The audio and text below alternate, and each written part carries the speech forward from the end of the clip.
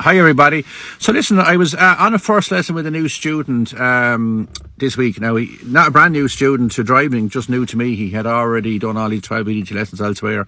And I was kind of just getting an idea of what his driving was like. So not giving him too much information, just kind of getting an assessment of what his driving was like initially.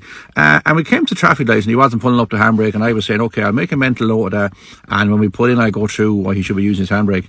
And after about a while, he thought 10 seconds in his mind. He must have been counting. He said, it's the 10 seconds now, Rob, when I pull up my handbrake.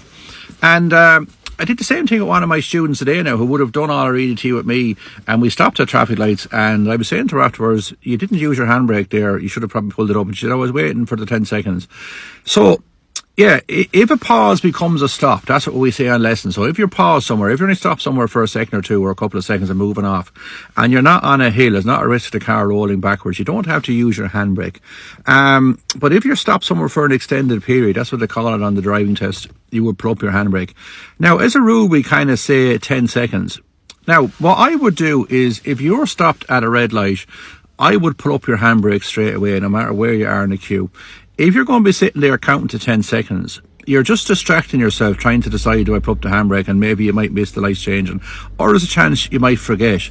So if you come to a traffic lights that are red, I'd get the handbrake up straight away. Now, where the 10 seconds might come in is you might come to a T-junction and you stop and there's a car coming from the right and maybe a car coming to the left and you think, okay, I'm only going to be here a couple of seconds waiting for them to pass. And then the road starts to get busier, more cars start coming. And it quickly kind of emerges that you're not going to get an opportunity to pull out anytime soon. There's a good few cars coming. She might be thinking, yeah, I'm here 10 seconds now. I'll pull up my handbrake to secure the car in place.